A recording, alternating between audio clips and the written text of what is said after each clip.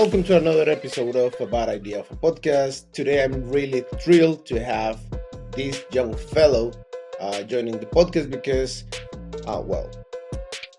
before I give him the word, I need to do a proper A Bad Idea of a Podcast introduction. So, here we go.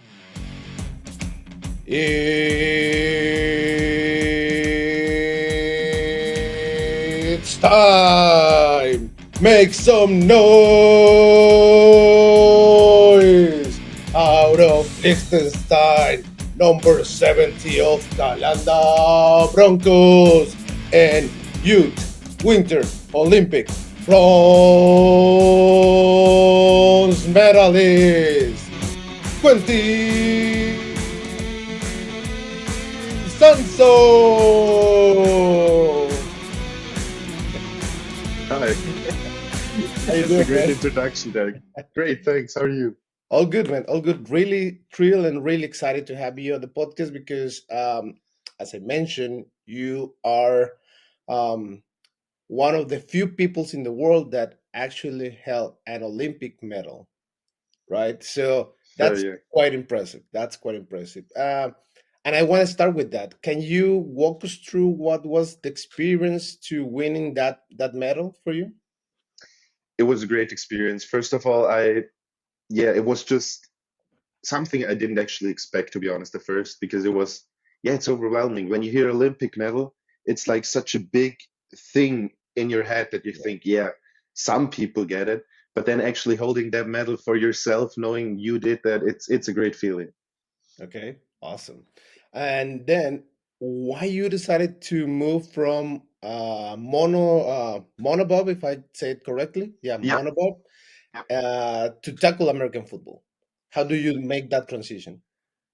For me, I've started watching football a year or two prior to actually starting. I was talking it out with my coach. We were actually fan of the same team, the San Francisco 49ers. So we got into talking, and after I decided to quit bobsled in 2020, I was talking to him, and he was like, "Yeah, why not try football? If we talked about it so much, you have the build to actually try it and play it." I was like, "Yeah, sure thing."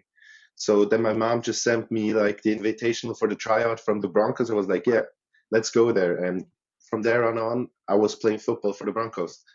Okay, and now you as an American football player out of Liechtenstein, playing in Switzerland in Calanda.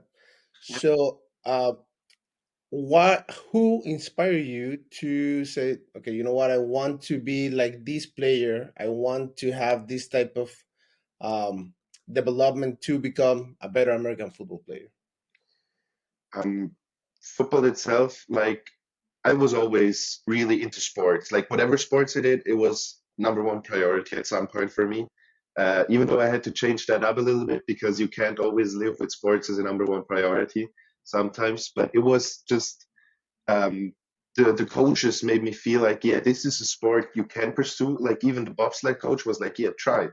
And the coaches at Calanda Broncos as well were like, yeah, you just have to commit yourself to the sport, and you can actually, yeah, play for us, achieve something, do something for the team. And that was like the point for me for like, yeah, I'm gonna try it. I will try that and do my best with it. Okay, and now I want to know how important was the experience that you have doing monobob, because if people know monobob or bobsled, it is quite heavy to do that sport, right? So Yeah. how your experience doing that, how can you translate it and to American football? First of all, in bobsled, the start is just you have a 150 or heavier kilogram sled in front of you, and you have to push it away as fast as you can, which is basically the position of the defensive lineman at some points. Obviously, not all the time, but it's Yeah. heavy weights in front of you, do something about it. So the movement and the training, the weightlifting, all of that is like really similar to bobsled. And another advantage I think bobsled brought me to a certain degree was like the mentality to be ready at some point. Sure, there were ups and downs in football, but like being on the Youth Olympic stage, even though it's just the Youth Olympics, it's a bigger stage, and like you get used to it at some point to actually like the pressure at some point. Okay, you speak about the mentality, but what was your mindset during the run during your stage as monobob and then as a defensive line player? How I mean, what's the mindset in both scenarios? In bobsled, it was more like a one-man army thing because it was monobob. I was doing it by myself. It was like, yeah, if I put in the work, it's fine. If I don't, I am just doing something against myself, basically. But right now, with the whole team and the whole position group around, it's like, yeah, if you don't do your job properly, we can't do ours. So it's more like working together, doing it for others, not just yourself, not just like, yeah, if I don't drive this race so good, who cares? It's my bad position. But now it's like, if I don't play this play well, we might end up losing many yards, or even if it turns out bad, a touchdown. But like, yeah, it's the group dynamic which is really different in football compared to bobsled, which I really enjoy though. Okay, many football players said that when they're playing, they don't think anything outside of the play at the moment. But for you, you have two different sports mindset, two different sports scenario. But do you think what was your thinking when you were doing your race as a monobob racer? In the monobob, it's always like if you want to be good at the finish, you cannot have like a single slip up. So there was never the point of, yeah, I slipped up, but I have to give more now because at some point it's just not the good run anymore, and you can not give up, but it's not as hard if you don't give everything. As of in football right now, if you don't play one play well, if you don't play one play well, you have to do the next one even better to just Okay. like get up. So it's more of the standing up thing in football, which is yeah, very new but very great for me. Well, you have some Mexican um, experience, some Mexican attitude, some Mexican flavor into your team. Yep. Coach Alonso Espinosa as the defensive coordinator. How was the experience with Coach Espinosa with you? I've mainly seen him via team calls for the plays right now for the installs. Okay, But he's a great coach. He can bring over what he's trying to do with the team. Very great, like his mentality. He has his strict mentality of what he want to do, what his plans are for the installs that we have. And it's great to have him on the team because like yeah, he can really make you understand what he's trying to get out of you. okay. And do you think that addition to some international coaches or international players help you and help the team to be better? Yeah, sure thing. Just the sheer range of experience they have in different setups, different teams, different coaches helps you get into a more depth, into more deeper view of football. It's not just like, yeah, this is what our coaches want. They're like, yeah, but he wants it because another coach made it this way and that didn't work. So his thing, like they can bring you a broader spectrum of views on a single specific. And Okay. just the sheer experience they bring with is great as well for young athletes to Okay. learn. Now you have a lot of experience in American football. You have two championships already. But for you, what's the next step in your career? First of all, I want to become like I wasn't a starter until now. I want to be better at my position, work on myself, try to get a starter position or even closer to starting than before. Just because of I wasn't because of a lack of experience in the senior team and injuries held me back. So I'm trying to work on that to get more into the whole team like mentality to get and just my position to get that straight. Like my technique, my strength, my everything for my position to be the best addition for the team I can be. Okay. And now, for you, what has been the most rewarding situation that you live with American football so far? Um, Probably the youth championships because Hmm. it was a great experience to just start a sport. The first season didn't work out that well. We were second. It's still a great experience and accomplishment. But then holding the first string of your football career, even though it's just a junior ring, it's a great experience for sure. Yeah. Okay. And for you, what is the state of American football in Switzerland right now? Switzerland has, I think, some great players, some great coaches. There's definitely much there to work on, but in my opinion, it's quite a decent league, even though I don't have too much experience Europe-wide. Yeah, But for me, I think it's not, yeah, I would have expected it to be way worse in comparison to the rest of Europe, because it's way smaller than many other countries, but yeah, it's a great league in my opinion at this point. Great, yeah, nice. it's compared to its size, it's good, yeah. Okay, perfect. And for you, as an American football community, you, myself, and all the people that are watching this podcast, what can we do better to help American football or to help development of American football here in Europe?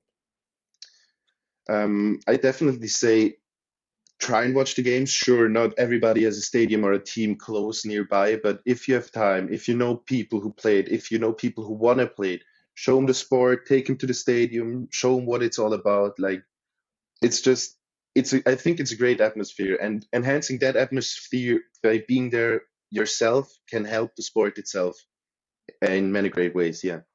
Okay. And for you, Quentin, what has been the most challenging situation that you have faced as American football player? There are many, especially injuries. Okay. Unfortunately, I was very injury prone for many times. Right now, I'm injured a little bit again. Small back injury holding me back from practicing. So those small setbacks as a whole unit, I think, is the hardest step to come over. Like knowing you're injured, working your way through injury, trying to get back on the field, working out again.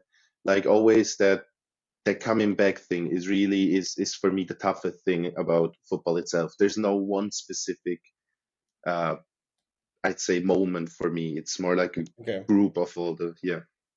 And now, as a young player, how you bounce back from those moments, from those injuries, and be ready not only physically but mentally. How you make it to bounce back after that? Yeah, I think for me, as I said, a strong part in my mental was the bobsledding thing, but as well the team. We have a team there that just supports you. Even though you were out, you come back, they say, "Hey, great to have you back.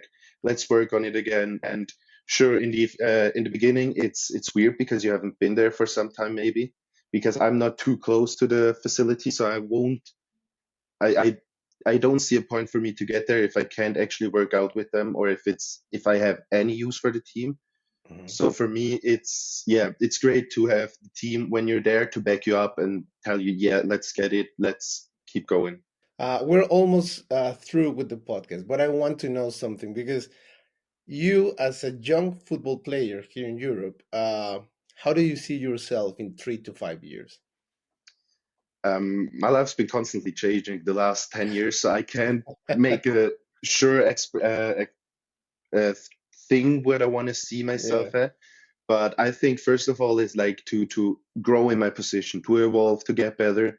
Because right now my technical skill set is quite small.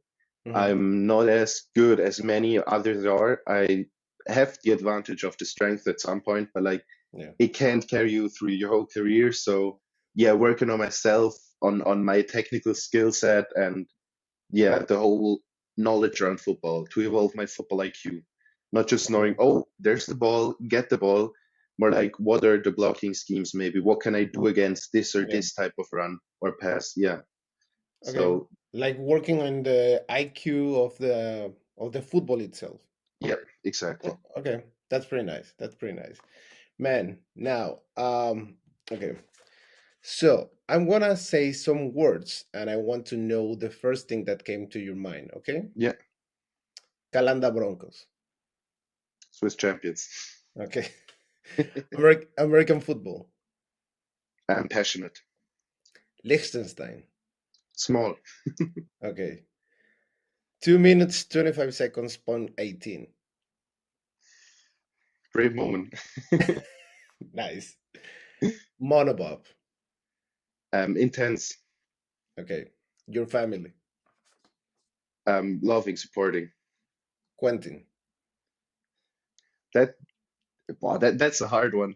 That's the hardest one right now. Yeah, Sanzo, I'd say my last name. Okay. Great. Man. Now, you know the podcast name, it's a bad idea for podcast. So now I want you to share with us a bad idea that in the end turned out to be a good idea or probably stay or remain as a bad idea. Um, Probably the switch to football and specific to D lineman, because Yeah. at first I wasn't sure if it's the right sport. Since I'm very injury prone, does it make sense for me to even try playing it? What position should I play in? Because I at first didn't feel like defense would suit me. But in the end, it might have been a bad idea to just say, yeah, let's go D line. But I think in the long run, it's a position that suits me. I can fit in there. I can work on my skill set, and it's something I really enjoy playing. So that's probably the switch to D line is probably it for me. Okay. This is going to be the last one. Uh, which will be your dream scenario to play in? Which stadium? Which country? Which city? With the Broncos right now, it's probably the CFL final. But if I'd say, sure, I mean it's just big dreaming from my part. But the greatest thing I could imagine playing for is in Levi Stadium 49ers. But yeah, that's Oh. just daydreaming on my side. No, no, it's a good dream. It's a good dream. They said like if you can dream it, you can make it. So hopefully Fair you can make points. it at some point. Quentin, I appreciate your time. I appreciate your energy, your attitude, and I just want to let you know that we hope that you have a really successful season this year, and wish you all the best for you and for the Calanda Broncos. Perfect. Thanks very much. I Thank you so much, appreciated man. the call very much. Thanks. Thank you so much, man.